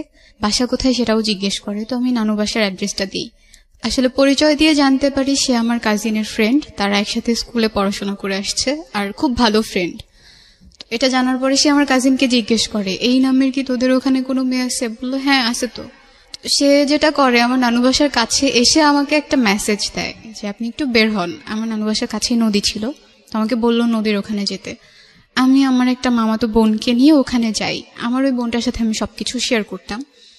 তো ওকে নিয়ে ওখানে যাওয়ার পরে আমি ভাবছি মেবি সামনের দিকে একটা রাস্তা আছে সেখান দিয়ে আসবে, তারা যে অলরেডি এসে পড়ছে এটা আমি জানতাম না। আমি দাঁড়াইছিলাম, সে আমার পেছনে দাঁড়ায় আমাকে ফোনে কল দিছে। তখন পর্যন্ত নানুর ফোনটা আমি ইউজ করি, তো ফোনে কল দেওয়ার পরে আমি কলটা কেটে সামনের দিকে তাকায় আছি, হ্যাঁ আসবে তো, ওই দিক থেকে আসবে। তো সে যখন আমাকে ডাক দিল পেছন থেকে, আমি ঘুরে দেখি সে, আমি অবাক হয়ে গেছি। পরে ওখান থেকে চলে আসি, তার সাথে তখনও কোনো কথা বলিনি। চলে আসার পরে অনেকবার মেসেজ দিল আরেকবার চাওয়ার জন্য। তো আসলে আমি ভয় পেতাম খুব, আমার যে চাচাতো মামারা ছিল সে যদি দেখে ফেলে বা কেউ যদি দেখে এটা নিয়ে কিছু একটা হয়ে যাবে। এমনিতেই তো বাসায় এত ঝামেলা আমাকে নিয়ে, আমাকে তারা এখানে রাখতে চাচ্ছে না। আমি ভয় পেয়ে ওখান থেকে চলে আসার পরে নানু আসলে আমাকে খাবার জন্য রাখছিল অনেকক্ষণ যাবত, আমি আসছিলাম, নানু ওখানে দাঁড়িয়েছিলাম। পরে চলে এসে খেতে বসছি, সে তো ননস্টপলি আমাকে মেসেজ দিয়ে যাচ্ছে আরেকবার যাওয়ার জন্য, আমি আর যাইনি। তো সেদিন রাতে কথা হলো, আমি অনেক রাত পর্যন্ত এফএম শুনতাম, সেদিনও শুনছিলাম। সে তখন থেকে আর কি খুব কেয়ার করা স্টার্ট করলো, লাইক এত রাত পর্যন্ত এফএম শোনা ভালো না, ঘুমিয়ে পড়েন, পরদিন আপনাকে ক্লাসে যেতে হবে, গিয়ে ক্লাসের মধ্যে ঘুমাবেন, টিচার তো বকা দিবে। এরপর 2 মাসের মতো ভালোই চলছিল। হঠাৎ করে সে যেটা করা স্টার্ট করে, আমি যদি তাকে মেসেজ না দেই বা আমি যদি তার সাথে কথা না বলি, কোনো অকেশনে যদি আমি তাকে উইশ না করি, সে খুব রেগে যায়। আচ্ছা, তখন 14 এপ্রিল চলে আসছে, পহেলা বৈশাখ। আমি পহেলা বৈশাখে তাকে মেসেজ করিনি, আমার মনে ছিল না। তো পরদিন সকালবেলা আমি উইশ করার পরে সে খুব রাউড বিহেভ করা স্টার্ট করলো যে কেন তাকে আমি উইশ করি নাই, আমি মেবি তাকে পছন্দ করছি না, সে যে আমার সাথে কথা বলে এটা এখন আমার কাছে বিরক্তিকর কারণ হয়ে দাঁড়াচ্ছে। আমি বললাম না এমন কিছু তো না, আমি জাস্ট এমনিতে ভুলে গেছিলাম, এজন্য আর উইশ করা হয়নি। সেটা নিয়ে সে অনেক রাগ দেখে আমার সাথে কথা বলা অফ করে দেয়। সো আমি ব্যাপারটা মেনে নিই, আচ্ছা ঠিক আছে, কথা না বলতেছে, আমার তো এমন আহামরি কিছু না যে তার সাথে আমার কথা বলতেই হবে। এবার যেটা সে করা স্টার্ট করলো, আমি যখন স্কুলে যেতাম তার যত মেয়ে ফ্রেন্ড ছিল ক্লাসে, আমার সামনে এনে তাদের দিয়ে খুব কথা বলতো, লাইক আমরাও দাঁড়ায় আছি, তারাও দাঁড়ায় আছে, আমাদের সামনে খুব কথা বলতেছে, হাসাহাসি করতেছে। বা আমি যদি আমার অফ পিরিয়ড যখন থাকতো, তখন বাইরে যখন দাঁড়ায় থাকতাম, সে আমার সামনে দিয়ে যেত, তার কোনো একটা মেয়ে ফ্রেন্ডের হাত ধরে যেত। মানে সামহাউ এটা বুঝতে পারছেন যে আপনাকে নোটিস করছে কোনো না কোনো ভাবে। হ্যাঁ, নোটিস করছে, আর সে চাচ্ছে আমি একটু জেলাস ফিল করি। ওকে, কিন্তু আমি এমনটা করিনি, আমার কাছে খারাপ লাগতো না। আমি যেটা করা স্টার্ট করলাম যে আমার ক্লাসে যত ছেলে ফ্রেন্ড ছিল তাদের সাথে আমি খুব একটা কখনোই কথা বলতাম না, বাট তখন থেকে কথা বলা স্টার্ট করলাম। তার ইন্টারমিডিয়েট ফার্স্ট ইয়ার ফাইনাল পরীক্ষা যখন চলে আসে, আমি যেই সিমটা, আমার একটা সিম ছিল, নানুর ফোন থেকে মেসেজ দিলে তো জেনে যাবে বা কোনোভাবে যদি নানু জেনে যায় এই ভয়টাও পেতাম, এজন্য একটা সিম কার্ড নিয়েছিলাম। সেই সিম কার্ডটা আমি অফ করে দিই যখন সে আমার সাথে কথা বলা বন্ধ করে দেয়। এনিহাও সে আমার নানুর নাম্বারটা কালেক্ট করে, আমার নানুর ফোনে সে একটাই মেসেজ দেয়, জাস্ট আমাকে বলে ওই সিমটা ওপেন করতে। তো আমি ভাবলাম এতদিন পর মেসেজ দিল, ওকে সিমটা ওপেন করে দেখি। সিমটা ওপেন করার পর 200টা মেসেজ আসে, অনেক সরি লেখা, অনেক কিছু লেখা। তো আমি তখনও রিপ্লাই দেইনি। আমাদের গ্রুপ ক্লাসগুলো যে হতো সেগুলো তাদের কলেজ সেকশনেই হতো, তাদের ক্লাসগুলো শেষ হয়ে যাওয়ার পর আমরা ওখানে গিয়ে গ্রুপ ক্লাস করতাম। তো সেদিন তাদের প্র্যাকটিক্যাল পরীক্ষা ছিল কৃষি শিক্ষার, তারা ওখানে পরীক্ষা দিচ্ছে, আমরা যে রুমে গিয়ে ক্লাস করছি সেই রুমের বাইরেই ব্যালকনিতে তারা বসে পরীক্ষা দিচ্ছে টিচারের কাছে। তো তার পরীক্ষা শেষ হওয়ার পরে সে একদম এমন একটা জায়গায় গিয়ে দাঁড়ালো যেখান থেকে ক্লাসের বাইরে থাকলেও আমাকে দেখা যায়। আমার কাছে খারাপ লাগছিল যে কেন আমাকে এভাবে দেখছে, কেন এভাবে নোটিস করছে। আমি ওখান থেকে সরে সামনে গিয়ে বসি। তো সেদিন ক্লাসটা কন্টিনিউ করার পরে আমি আমার ফ্রেন্ডগুলোর সাথে ডিসকাস করলাম যে সে তো আমাকে এতবার সরি বলেছে, তো আমি কি তাকে রিপ্লাই দিব কিনা। তো বলতেছে আচ্ছা দাও, বাসায় গিয়ে কথা বলো, গিয়ে দেখো কি বলতে চায়। তো আমি বাসায় গিয়ে তাকে মেসেজ দেই, দেওয়ার পরে আবার সবকিছু নর্মাল হয়। সে অনেকবার সরি বলার পরে আবার কথা বলা স্টার্ট করি। আমাদের ফোনে খুব কম কথা হতো, হয়তো 2 সপ্তাহে একবার ফোনে কথা হতো, বেশিরভাগ সময়টা মেসেজে কথা বলতাম। 2-3 দিন যাওয়ার পরে আমি একদিন বলি যে আমার প্রচন্ড মাথা ব্যথা করতেছে, এখন মেসেজ করতে পারবো না, আমার খারাপ লাগতেছে। সে তখন আমাকে একটা মেসেজ পাঠায় যে বাসা তো খুব কাছে, আমি কি আসবো, দেখে যাবো? বলছি না, আপনার আসার দরকার নেই, কেন আসবেন? তো সে বলতেছে ওকে ফাইন, আমি মেসেজ করতেছি, যদি খারাপ লাগে তখন বলবেন যে হ্যাঁ খারাপ লাগতেছে। আর এর মাঝখানে সে আরেকটা টেক্সট করে যে আমি আপনার মাথায় হাত বুলাই দিয়ে আপনি ঘুমায় যান। তো ব্যাপারটা একটু আমার কাছে অন্যরকম লাগে, হঠাৎ করে এই কথাটা সে আমাকে কেন বলবে। দেন আমি আবার পরের দিন স্কুলে গেলাম, স্কুলে গিয়ে ফ্রেন্ডদের সাথে এই ব্যাপারগুলো শেয়ার করলাম, সে তো এগুলো বলতেছে। তো ওরা এমন একটা ভাব নিয়ে আমাকে একটা কথা বললো, এই ছেলে তোমাকে প্রপোজ করবে? জীবনেও না, এটা তো জাস্ট সে এমনি বলে ফেলছে কথার প্রসঙ্গে। আমি বললাম আচ্ছা, আমি কি দেখতে এতটাই খারাপ, এতটাই কুৎসিত যে আমাকে সে প্রপোজ করতে পারবে না? বাসায় চলে আসি, আবারও তার সাথে কথা বলা স্টার্ট করি। তো একদিন হুট করে সে আমাকে রাতে প্রপোজ করে বসে। তো করার পরে আমি সেদিন তাকে বললাম, এসএমএস এর মাধ্যমে করে নাকি? হ্যাঁ, মেসেজেই করে। আচ্ছা। তো সে যখন প্রপোজ করে আমি তাকে না করে দিই, রিফিউজ করে দিই। করার পরে সে বললো ওকে ফাইন, তুমি যদি সময় নিতে চাও সময় নিতে পারো, আমার কোনো প্রবলেম নেই, আর আমি জোর করছি না, আমার জোর করার দরকারও হবে না। তখন থেকে সে যেটা করলো, কলেজে আসা কমিয়ে দিল। সে চেষ্টা করছিল ট্রান্সফার হওয়ার অন্য কোনো কলেজে, সেটার জন্য অ্যাপ্লাই করেছে। তো আমার সাথেও তার খুব কম দেখা হতো। একদিন আমি একটা বিয়ের অনুষ্ঠানে গিয়েছিলাম, সো আমি একটা ব্ল্যাক কালারের ড্রেস পরা ছিলাম। তো সেদিন যখন আমি আসছি তার সাথে আমার রাস্তায় দেখা হয়, সেও একটা ব্ল্যাক কালারের ড্রেস পরা ছিল। তো দিন বাসায় আসার পরে মানে বলতেছে হ্যাঁ আজকে তো ম্যাচিং হয়ে গেছে ড্রেসেও। ম্যাচিং হয়ে গেছে, এটা তো আহামরি কিছু হয়নি, ম্যাচিং হলেই কি আর না হলেই কি। তো সে বলতেছিল যে হ্যাঁ আপনি মেবি আমার মেসেজে বিরক্ত হচ্ছেন, আমি আর মেসেজ করবো না। আমাকে ফাইন, মেসেজ করার দরকার নাই। তবুও করতো, হঠাৎ করে 2-1টা মেসেজ করতো, আবার করতে করতে কথাও হতো অনেকক্ষণ পর্যন্ত। এর মাঝখানে যেটা হয় যে কোনোভাবে আমার নানু বুঝতে পারে ব্যাপারটা যে না, ও কিছু একটার মধ্যে আছে, কারোর সাথে আপনি কিছু একটার মধ্যে ফলিং হচ্ছেন। হ্যাঁ, নানু আমাকে একদিন জিজ্ঞেস করে তুমি কি কারোর সাথে কথা বলো? আমি আসলে এই প্রশ্নটার জন্য তখনও প্রস্তুত ছিলাম না। আমি বললাম না তো, আমি কারোর সাথে কথা বলি না, সবকিছু ঠিক আছে। তো যেটা হয় যে সে আমাকে একদিন রাতে বলল সে বাংলাদেশের বাইরে চলে যাওয়ার জন্য ট্রাই করতেছে, চলে যাবে, পড়াশোনা আর করবে না, এখানে স্টপ থাকবে।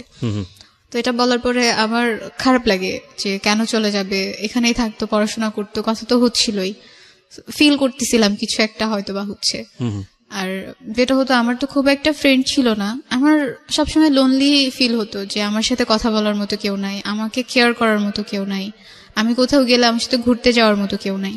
তো একদিন রাতে সে আমাকে বললো তার পাসপোর্ট হয়ে গেছে, এখন সে ভিসার জন্য অ্যাপ্লাই করবে, সে চলে যাবে। ছেলেটার নাম কি ছিল? ওকে আমি মুশি বলে ডাকতাম। You can call here Mushi, no problem. হ্যাঁ, তো বিদেশ কেন যাচ্ছে? তার পড়তে ভালো লাগে না, এই জন্য সে চলে যাবে। ওকে। তো একদিন সে বললো যে সবকিছু ডান, এখন সে চলে যাবে, শুধু ডেটটা আসা বাকি। সেদিন রাতে অনেকক্ষণ পর্যন্ত কথা বলছি। তো সে আমাকে সেদিন একটা কথা বলছিল যে আজকের পরে হয়তো বা আর কখনো কথা হবে না, কারণ 2-1 দিনের মধ্যে তো আমি চলে যাবো, এই কয়েকদিন অনেক ব্যস্তও থাকবো, সারাদিন তো আর মেসেজ করা পসিবল না, যেহেতু আমরা ফোনে কথা বলি না। তো আমি মেনে নিলাম, আচ্ছা ফাইন। তো সেদিন রাতে অনেকক্ষণ পর্যন্ত কথা বলতে বলতে আমি তার প্রতি অনেক বেশি উইক হয়ে গেছিলাম, কথা না বলে থাকতে পারতাম না, কথা বলতেই হতো, সেটা মেসেজের থ্রুতেই হোক বা ফোনের থ্রুতেই হোক। তো ওই দিন রাতে আমি তাকে, সে আমাকে প্রপোজ করেছিল, সেটার অ্যান্সার দিয়ে দিই যে না, I can't live without you, আমার লাগবেই আপনাকে, আমার আপনার সাথে কথা বলা লাগবেই, আমি থাকতে পারবো না এইভাবে। তো সে বললো আচ্ছা ঠিক আছে, দেখি কি করা যায়। তো আমি তাকে খুব রিকোয়েস্ট করি বাংলাদেশের বাইরে না যাওয়ার জন্য। তো তাকে আমি যেতে না করার পরে সে বললো আচ্ছা আমি বাসায় কথা বলে দেখি, যেহেতু আমি সবার ছোট, আর আমার বড় আমার বোনরা আছে, আমার দুলাভাইরা আছে, তাদের সাথে আমি কথা বলে দেন তোমাকে জানাবো। তো 2 দিন পরে সে বললো ওকে ফাইন, আমি যাচ্ছি না, আমি পড়াশোনাটা কন্টিনিউ করবো। তো এর মাঝখানে বাসায় প্রবলেম গুলো চলছিল, আব্বু টোটালি আমাদের সাথে যোগাযোগ করা অফ করে দিছে, খুবই রেয়ার তার সাথে আমার কথা হতো। ভাইয়ার কাছ থেকে জিজ্ঞেস করতাম সে কেমন আছে, ঠিক মতো খাচ্ছে কিনা।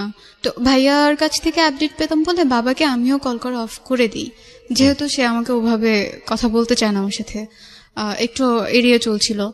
তার মুশির সাথে আমি আমার ফ্যামিলির ব্যাপারগুলো তখন পর্যন্ত শেয়ার করিনি, আমি ভয় পেতাম যদি আমি এগুলো বলার পরে সে আমার সাথে রিলেশনটা না রাখে, এই ভয়গুলো কাজ করতো বলে আমি কখনো তার কাছে বলিনি।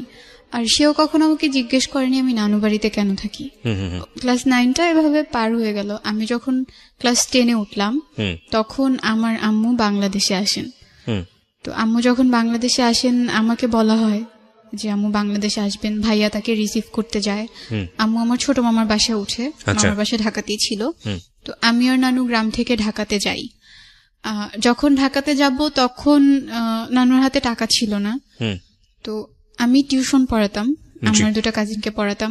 মানে আমি এতটা খুশি ছিলাম আম্মুকে দেখবো যে আমি সেই টাকাগুলো সব নানুকে দিয়ে দিছে, বলতেছি এটা দিয়ে আমরা ঢাকায় যাব, আম্মুর জন্য কিছু একটা কিনবো, এতদিন পর সে আসতেছে।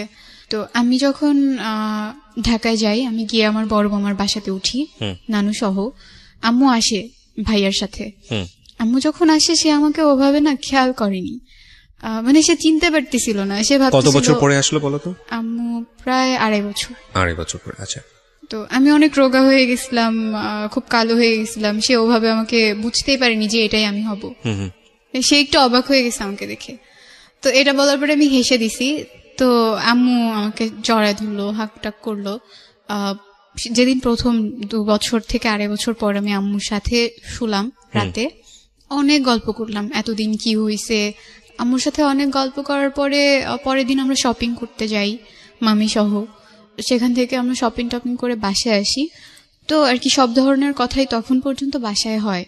খালামুনির সাথে বাবার ওই অ্যাফেয়ারটার কথাও তখন হচ্ছিল। তো আম্মুকে মামা অনেক দোষারোপ করছিল। আম্মু বলতেছিল আসলে আমার কিছু করার নেই, এটা আমার ভাগ্যে ছিল, এই জন্য হয়ে গেছে, এখন আমি কি করতে পারি। বাট আমি চাই আমি আমার ছেলে মেয়ে নিয়ে সবসময় একসাথে থাকবো, সুখে থাকবো। আচ্ছা। আর আমি কোনো বিয়েও করব না। এই ডিসিশনটা আম্মু তখনই নেয়। আর তখন থেকে আমি ঠিক করি যে জীবনে যাই করি না কেন, যত বড়ই হই না কেন, আম্মুর জন্য করব প্রত্যেকটা জিনিস। আর তার জন্য হলেও আমাকে এমন একটা লেভেলে গিয়ে দাঁড়াতে হবে, স্ট্যাবলিশ হতেই হবে, যাতে মানুষ আমাকে কোনো কিছু না বলতে পারে বা আমার মাকে কোনো কিছু না বলতে পারে। যখন ক্লাস 10 উঠলাম তখন আম্মু আমার সাথে গ্রামে চলে আসে নানু বাসায়। নানু বাসায় তো তখন আমি আর নানুই থাকতাম, কারণ আমার ছোট খালামণির তখন আরেকটা বিয়ে হয়ে গেছে। তো খালামণির বিয়ে হয়ে যাওয়ার পর খালামণি শ্বশুর বাড়িতে থাকে, আমি নানু আম্মু একসাথে থাকতাম। আস্তে আস্তে অনেক মাস থাকার পরে আম্মু ডিসাইড করে আম্মু আর যাবে না জর্ডান, সে অন্য কোথাও যাওয়ার ট্রাই করবে। ভাইয়াও ছিল, ভাইয়াও থাকতো আমাদের সাথে, সে ঢাকাতে পড়তো, তখন আসতো। ভাইয়ের সাথে না আমার খুব ঝগড়া হতে লাগলো, তখন ও আমাকে সহ্য করতে পারতো না, আম্মু আমাকে প্রচন্ড আদর করতো এই জন্য। আচ্ছা। তো ওর সাথে জেলাসি করার কারণে ঝগড়াটাও অনেক বেশি হতো, তো সম্পর্কটাও আস্তে আস্তে খারাপ হতে থাকে। আমি ওর সাথে খুব একটা কথা বলতাম না, কারণ কথা বলতে গেলে সে রেগে যায়, আমার সাথে ঝগড়া করে। এরপর সাথেও আমার কন্টিনিউয়াসলি কথা হচ্ছে। কথা বলার প্রসঙ্গে আমি একদিন ওকে বলি যে আমার আম্মু তো আগে বাংলাদেশের বাইরে থাকতো, আম্মু এখন বাংলাদেশে এসেছে। তো বলছে আচ্ছা ঠিক আছে। এরপরে একদিন আম্মুকে দেখতে চাইলো। ওদের বাসার খুব কাছে আমার একটা নানু বাড়ি ছিল, আমি সেখানে বেড়াতে যাওয়ার পরে সেদিন প্রথম ও আম্মুকে দেখে। ওদিন ওভাবেই যায়। যাওয়ার পর একদিন আমার নানু কথা প্রসঙ্গে আম্মুকে বলে, মানে নানু কিভাবে যেন জেনে ফেলে যে আমার কারোর সাথে একটা সম্পর্ক চলছে। আমি ঘুমিয়েছিলাম, মাঝরাতে নানু কথাটা আম্মুকে বলেছে। আমার পুরোপুরি তখনও ঘুম আসেনি, আমি শুনছিলাম নানু কি বলে, কিন্তু আমি তখন কিছু বলিনি। আর নানু ভেবেছে আমি ঘুমিয়ে পড়েছি। ও নানু যখন কথাগুলো বলতেছে, আম্মু বলতেছে যে আপনি কিভাবে জানেন, আপনি কি দেখছেন নাকি, আপনি তো মানুষের কাছ থেকে শুনছেন। আমার মা চায় না আমি কারোর কাছে ছোট হই, তার যদি আমাকে বকা দেওয়ার লাগে বা কিছু বলার লাগে সে আমাকে আলাদা বলবে, তাও কারোর সামনে বলবে না। আম্মু বারবার বলতেছিল আপনার কাছে তো কোনো প্রমাণ নাই যে সে কারোর সাথে রিলেশনে আছে, বা আপনি তো দেখেন নাই, আপনি এগুলা কেন বলবেন। আর যেটা হয়েছে হয়েছে, ও যদি করেও থাকে আমি সেটা নিয়ে ওর সাথে কথা বলবো, আপনি এই ব্যাপারগুলো অ্যাটলিস্ট বাইরে কাউকে বলবেন না।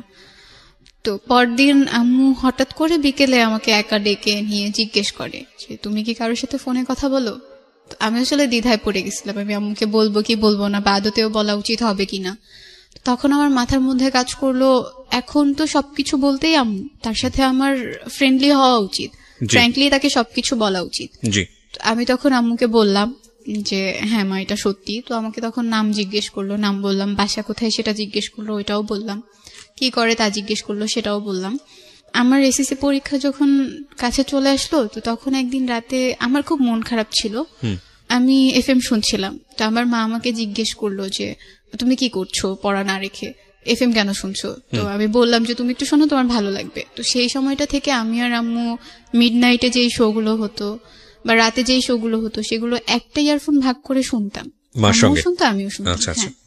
আম্মুর এটা একটা নেশার মতো হয়ে যায়, সে প্রতিদিন শুনতো, আমাকে শুনতে নিত না। আমি যখন শুনতে যেতাম তখন বলতো যাও গিয়ে পড়তে বসো, তোমার শোনা লাগবে না, তুমি বাচ্চা মানুষ এগুলো শুনে কি করবা। আমি পড়তে বসতাম, আবার লুকিয়ে লুকিয়ে নানুর ফোন থেকেও শুনতাম। আম্মু একটা কাজ করলো, আমাকে নানুর ফোন ধরতে একদম নিষেধ করে দিল। মানে সে চাচ্ছিল আমিও একটু এইসব সম্পর্ক থেকে দূরে থাকি, পড়াশোনায় ইনভলভ হয়ে যাই। এই কারণে নানুর ফোনটা ধরতে বারণ করছে, আর নানু আমাকে তার ফোনটা ধরতে দিত না। আর আমি তো নানুর ফোন থেকেই মেসেজ করতাম, তখন কি করবো এই জন্য টেনশনে পড়ে গিয়ে আম্মুর ফোন থেকেই লুকিয়ে লুকিয়ে একটু একটু মেসেজ করতাম, আর লুকিয়ে লুকিয়ে একটু একটু ফোনে কথা বলতাম। ও আমাকে সবসময় রিকোয়েস্ট করতো দেখা করার জন্য, কিন্তু আমি বাসার সবাইকে ভয় পেতাম বলে দেখা করতাম না, কখনোই করতাম না। যতটুকু দেখা হতো, আমি যদি স্কুলে যেতাম কখনো সামনে পড়ে গেলে দেখা হতো, এছাড়া দেখা হতো না। একদিন তার একটা ফ্রেন্ডের মাধ্যমে আমাকে একটা গিফট দেয়, তো সেটা আমি যখন বাসায় নিয়ে এসে আলমারিতে রেখে দিছি, আম্মু যখন আলমারিটা খুলছে সেটা সে দেখে ফেলছে। তো তার কথা হচ্ছে আমি তো তোমাকে টাকা দিই নাই, তুমি এটা কোত্থেকে পাইছো, আমাকে বারবার জিজ্ঞেস করতেছিল এটা কে দিল। আমি তখন আম্মুকে বললাম, বলার পরে বলতেছে ওকে ফাইন, গিফট নিয়ে আসছো ভালো কথা, এটা তো এখন রিটার্ন করতে পারবো না, করলেও হয়তো সে এটা নিবে না, এরপর থেকে তুমি কখনো তার কাছ থেকে কোনো গিফট আনবে না, কোনো কিচ্ছু আনবে না, আমি যদি দেখি তুমি আনছো তো তোমাকে মার দিব। তো আমি বললাম আচ্ছা ঠিক আছে, আনবো না। আমার মা আমাকে একটা কথা বলছিল ওই দিন, যে এমন কিছু করো না যাতে সেও খারাপ থাকে তুমিও খারাপ থাকো, বা আমার মতোই তোমার সাথে কিছু একটা ঘটে। তখন থেকে না এই ব্যাপারগুলো আমাকে খুব টাচ করা স্টার্ট করলো। আমার মনে হতে থাকলো হ্যাঁ, আমার যদি বিয়ে হয়, বিয়ের পরে যদি আম্মুর মতো কিছু একটা আমার সাথে ঘটে, আমারও যদি সেপারেশন হয়ে যায় বা ডিভোর্স হয়ে যায়, এই ব্যাপারগুলো খুব বেশি টাচ করতো আমাকে। তবুও রিলেশনশিপটা আমি কন্টিনিউ করছিলাম। পরীক্ষার একদম আগ দিয়ে আমি আমার বয়ফ্রেন্ডের সাথে ব্যাপারগুলো শেয়ার করি, আমার ফ্যামিলিতে যা যা ঘটছে সবকিছু বলি, এক্সেপ্ট আব্বুর সাথে খালামুনির এফেয়ারটা বাদ দিই। এইটুকু স্কিপ করে পুরো ঘটনাটা বলি যে তাদের মাঝখানে একটা সম্পর্ক ছিল যার কারণে আম্মুর সাথে আব্বুর সেপারেশন হয়ে গেছে। তো তখন সে প্রথমবার এটা জানতে পারে, সে আমাকে তখন খুব সান্ত্বনা দেয়, কয়েকদিন খুব কেয়ার করা স্টার্ট করে, বাট তারপর থেকে সে আমাকে অ্যাভয়েড করা স্টার্ট করে দেয়। আমার সাথে কথা বলতো না, আমি কল দিলে কল কেটে দিত, আমি মেসেজ দিলে রিপ্লাই দিত না। তো আমার পরীক্ষা চলে আসছে বিধায় আমিও ওইগুলোকে একটু সাইডে রেখে দিলাম, আমি আমার মতো করে পড়াশোনা করতে লাগলাম। পরীক্ষা দেওয়ার পরে 14 ফেব্রুয়ারিতে ভ্যালেন্টাইন্স ডে ছিল, সেদিন সে আমাকে একটা মেসেজ দিল। এই পরীক্ষা চলাকালীন তার সাথে আমার কোনো কথা হয়নি, তো মেসেজ দেওয়ার পরে শুধু সেই দিনটাই কথা হয়েছে রাতে মেসেজে। তো এর মাঝখানে আমার ভাইয়া পড়াশোনা টোটালি ছেড়ে দিছে বলে আম্মু ডিসাইড করে যে ওকে বাংলাদেশের বাইরে পাঠিয়ে দিবে। আমার আঙ্কেল থাকে মালয়েশিয়া, তো তার সাথে কথা বলে ভাইয়াকে মালয়েশিয়া পাঠিয়ে দেওয়া হয়। তখন আমার পরীক্ষা চলছে, আমার একটু মন খারাপও ছিল, ভাইয়া চলে গেছে। তো এটা নিয়ে ওর সাথে আমার মাঝে মাঝে কথা হতো যে ভাইয়া চলে গেছে, এখন তো কারোর সাথে আমি ঝগড়াও করতে পারি না, গল্প করার মতো কেউ নাই, সো খারাপ লাগে, আর আমি একদম একা হয়ে গেছি। পরীক্ষা বলে কোনো ফ্রেন্ডও আমাকে সময় দিতে পারে না, কারোর সাথে কথাও হয় না। তো সে একটু কোম্পানি দিত আমাকে, যতটুকু পারতো দিত। আচ্ছা। তো আমার যেদিন রেজাল্ট পাবলিশড হয় সেদিন সবার প্রথমে ওই আমাকে আমার রেজাল্টটা জানায়। তো আম্মুর ফোনে কল দিছে, তো আম্মু ভাবছে আমার কোনো ফ্রেন্ড মেবি, আম্মু আমাকে দিয়ে দিছে। তো আমি যখন বললাম আমার রেজাল্ট পাবলিশড হয়েছে আম্মু, সিজিপিএ এত, তো আম্মু বলতেছে কে কল দিছে। তো এখন তো বলতে পারতেছি না সে কল দিছে। তো আম্মু জিজ্ঞেস করতেছে তোমার ফ্রেন্ড কল দিছে, তোমার ফ্রেন্ডের রেজাল্ট দেয়নি? বলছি না, ওর রেজাল্ট এখনো পাইনি। তো রেজাল্ট পাবলিশড হওয়ার পরে ডিসাইড করতেছিল সবাই আমাকে কোথায় রাখবে, কোথায় ভর্তি করবে। আমার ইচ্ছে ছিল ঢাকায় ব্যাক করার, ঢাকাতেই পড়ার, বাট আম্মু চাচ্ছিল না, কারণ থাকা খাওয়ার একটা প্রবলেম হবে, আর সে মেয়েদের কোনো হোস্টেলেও আমাকে রাখবে না। মানে গ্রামের মানুষের একটা ধারণা হচ্ছে হোস্টেলে থাকা মানেই মেয়েরা খারাপ হয়ে যায়। শরীয়তপুরে একটা মহিলা কলেজ আছে, সেখানে আমাকে ভর্তি করা হয় আমার একদম অনিচ্ছার বাইরে, আম্মু সবকিছু করে। তো ওখানে আমি যখন ভর্তি হই, বাসা থেকে কলেজে যেতে প্রায় 1 ঘন্টা লাগতো, বাট অনেকটা জার্নি করতে হতো। সো আম্মু চাচ্ছিল না যে আমি বাসায় থাকি, আর মামারাও অনেক কিছু বলতো, মামুনি অনেক কিছু বলতো, আমার বড় মামি যে, এজন্য কেউ চাচ্ছিল না যে আমি বাসায় থেকে পড়ি। আমাদের কলেজের একটা হোস্টেল আছে, তো আম্মু আমাদের যে হোস্টেল সুপার ছিল তার সাথে কথা বলে আমাকে ওখানে ভর্তি করে দেয়। আমি প্রথম 1 মাস বাসা থেকে কলেজটা কন্টিনিউ করি, এরপরে হোস্টেলে উঠে যাই। আমার যখন রেজাল্ট পাবলিশড হয় আর আমি কলেজে ভর্তি হব, তার 2 দিন আগেই আম্মু আবার জর্ডানে চলে যায়। ওকে। তো চলে যাওয়ার পরে আমি 1 মাস কলেজ থেকে বাসায় যাতায়াত করতাম।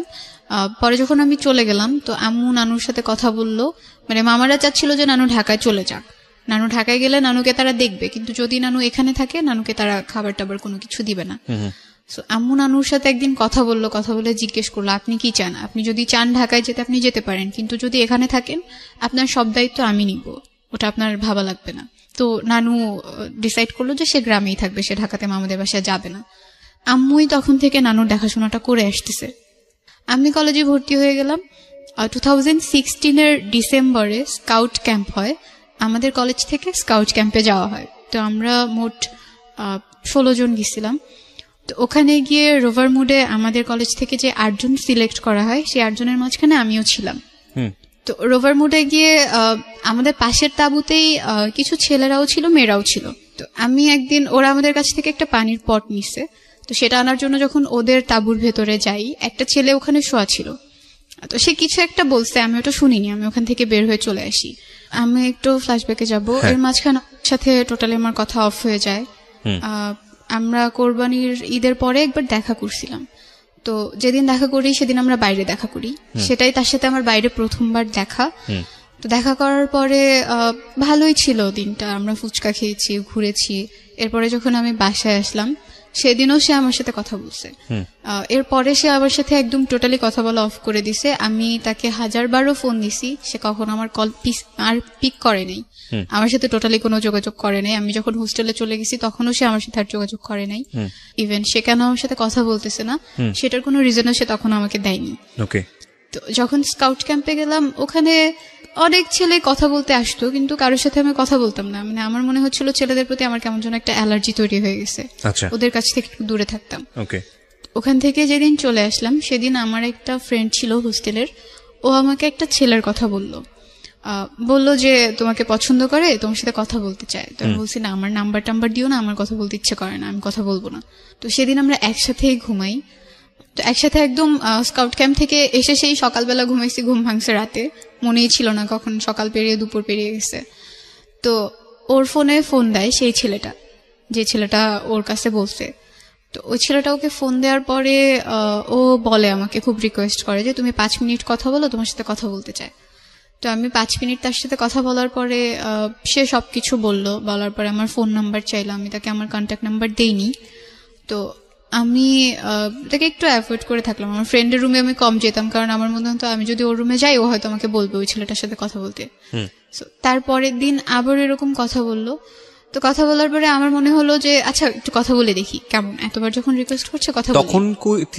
তখন কি তোমার মুশির সঙ্গে সম্পর্কটা আছে? না, নাই। আচ্ছা, ওকে, ঠিক আছে, বল।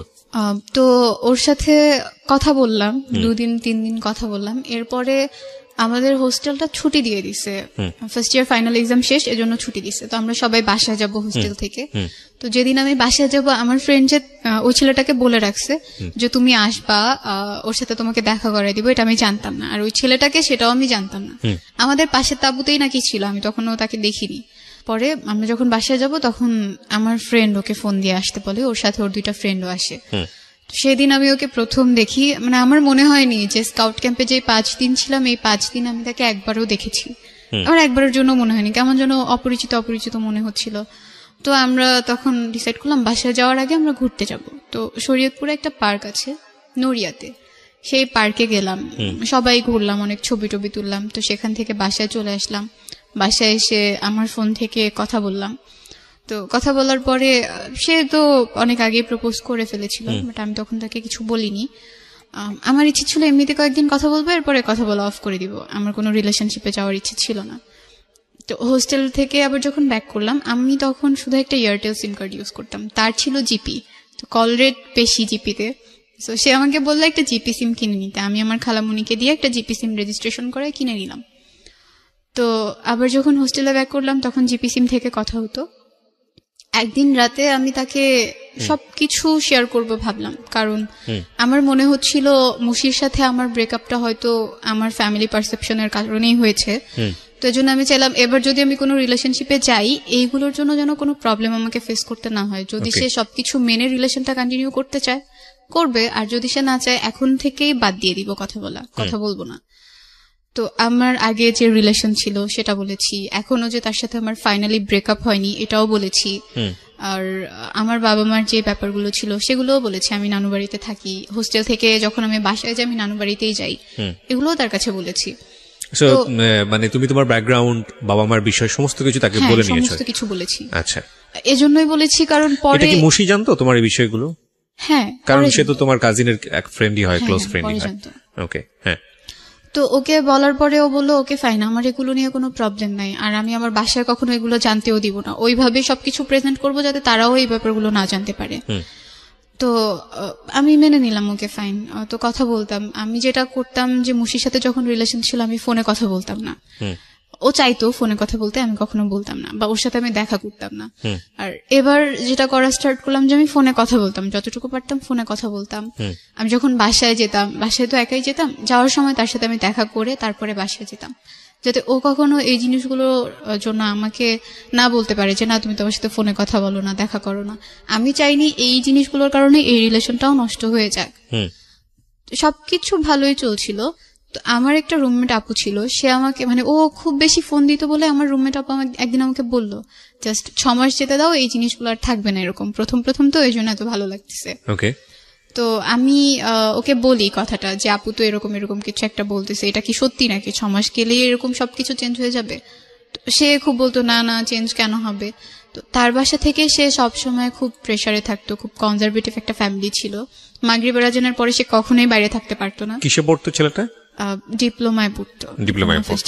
তখন। ওকে, তোমাদের দুজনের দেখা সাক্ষাৎ হয়েছে, কথাবার্তা হয়েছে। তুমি কি তোমার পাস্টটা বলেছো যে তোমার লাইফে আরেকজন ছেলে ছিল? বলেছি। ওটাও বলেছো। তার লাইফের পাস্টটা তুমি জানতে? জানতাম, তার কোনো গার্লফ্রেন্ড ছিল না বা কোনো রিলেশন, তুমি ফার্স্ট তার জীবনে।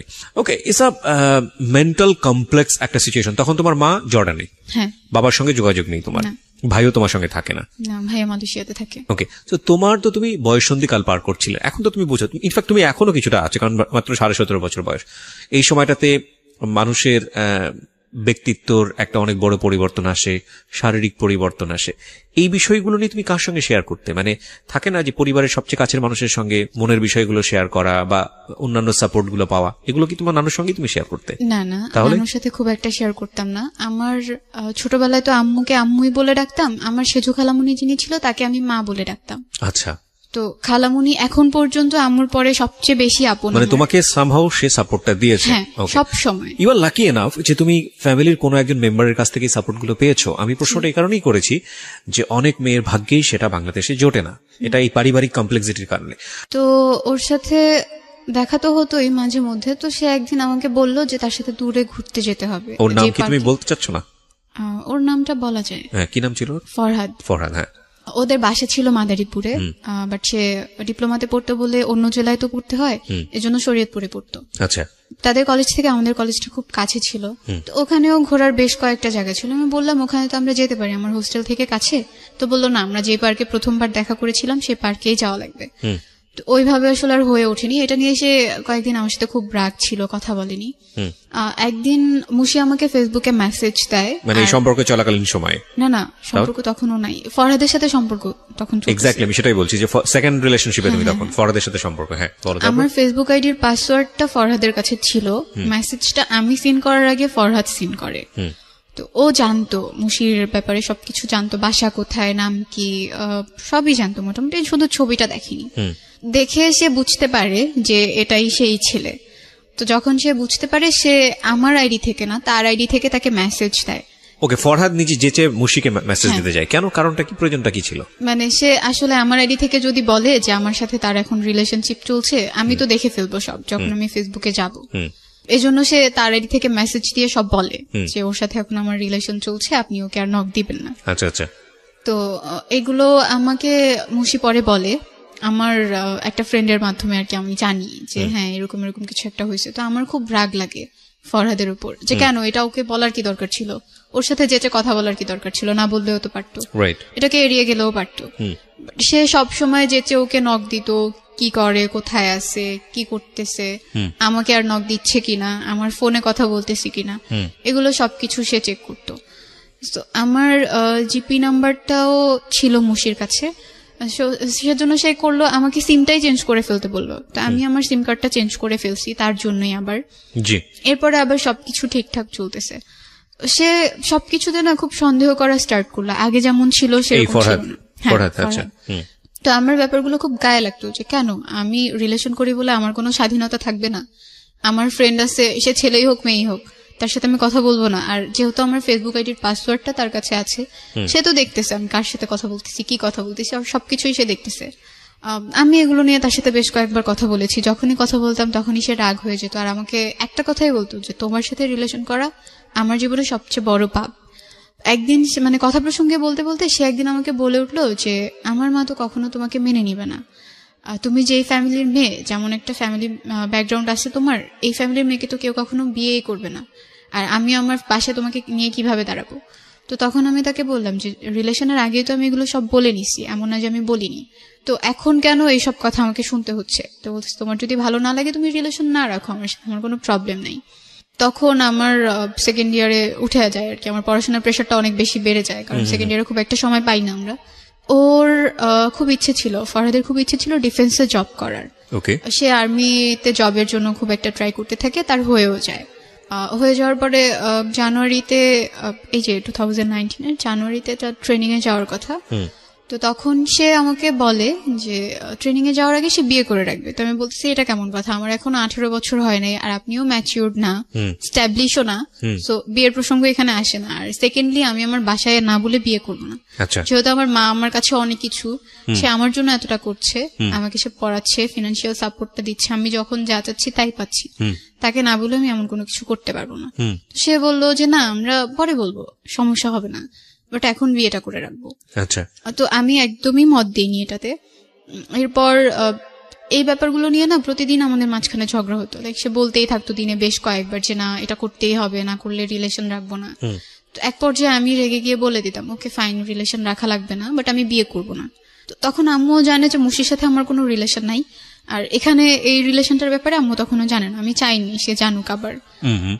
এরপরে সে একদিন আমাকে অফার করে আমি যদি তাকে বিয়ে না করি তার সাথে আমার ফিজিক্যাল রিলেশনে যেতে হবে। এটা অফার করে? হ্যাঁ।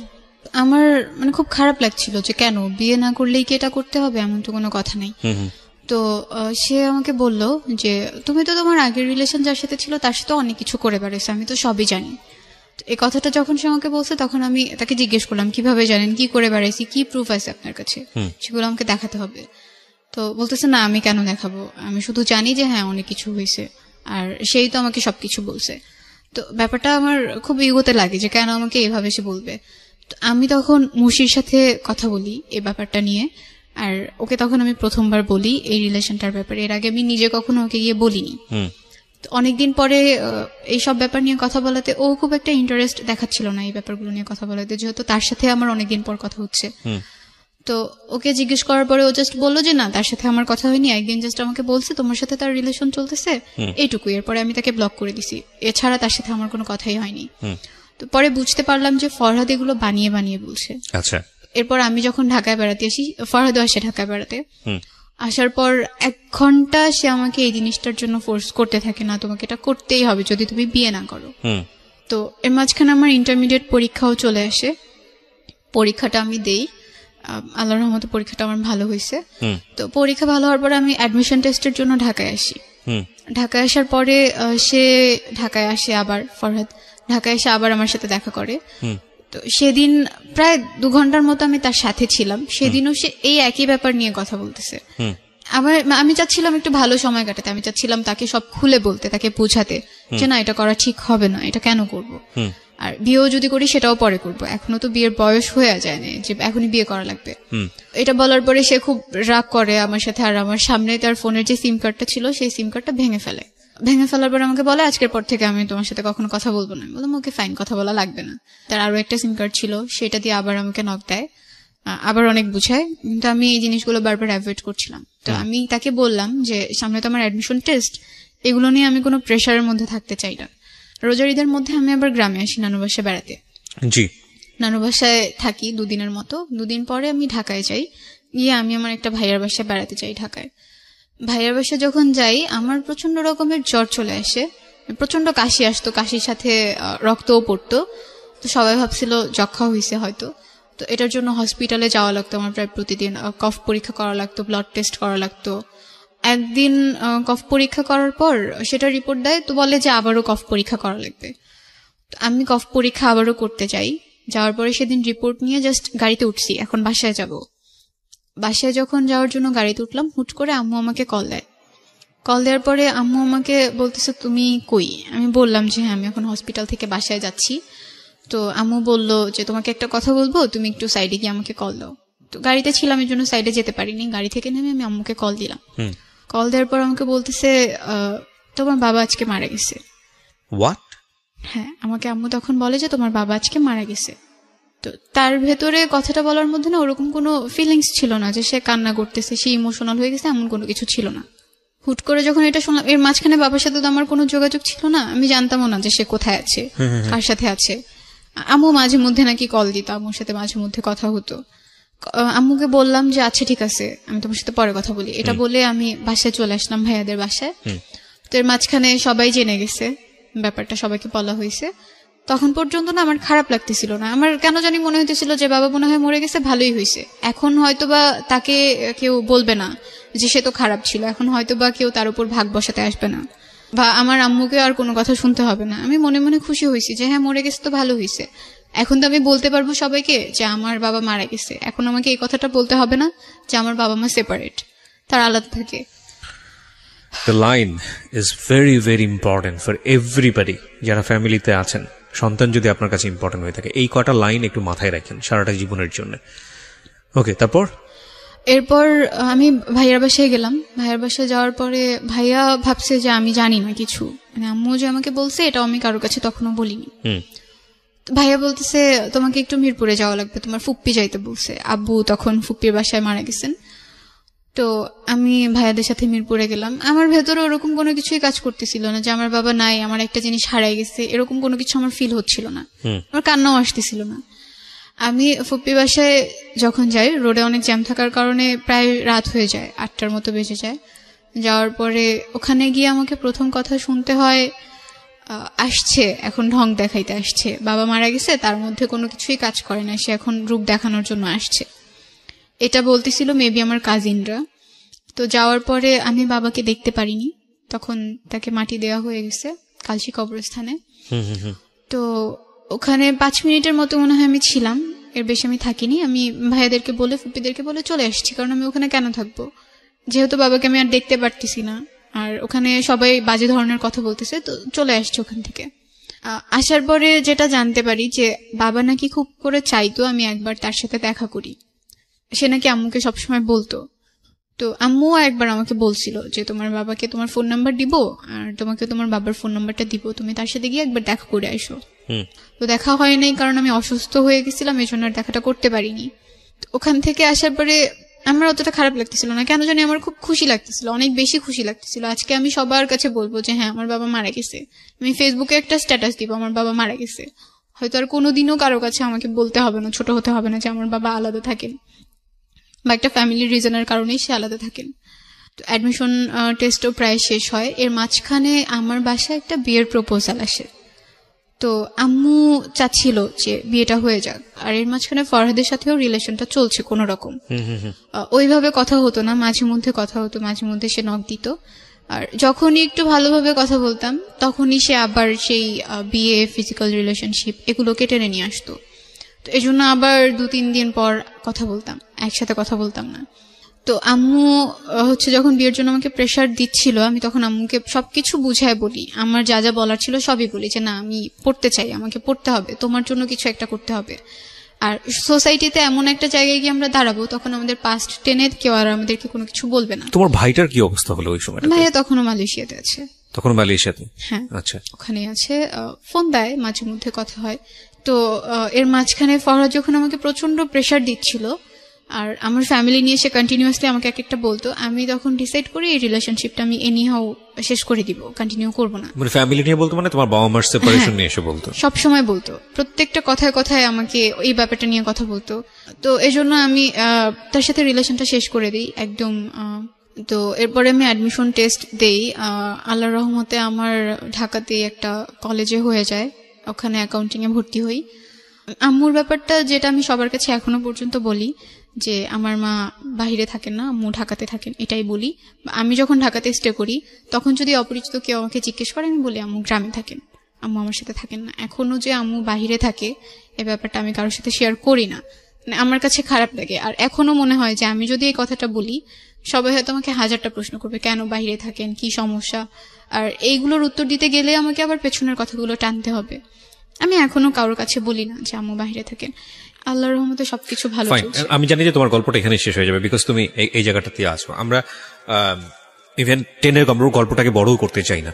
যে লজ্জাটা তুমি তোমার মাকে নিয়ে পাচ্ছ, যদি প্রশ্নটা খুব রাফলি করি, কেন পাও?